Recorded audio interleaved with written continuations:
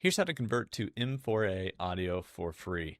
So if you want that .m4a file, maybe you have something like an MP3 or even like a WAV file or something, all you have to do is click and drag it or drag and drop it into ConvertSave. That's a file converter that I created with my brother who's a developer, and it's an image, video, and audio file converter, which also means we can convert video files. So we'll throw one in there as well to what do we convert to? M4A, that was it. So we're going to select the output, and then we're going to scroll down to M4A and hit convert. It will save the file next to wherever the original file came from with the same name as well. So that's how you can convert to M4A for free, because there's a link in the description just on this video down there where you can get this for free. You can go get ConvertSave for free.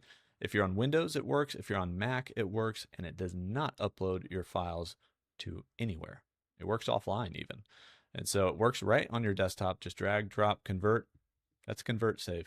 Hope you guys find it useful. Thanks for the support, and I'll see you in the next one.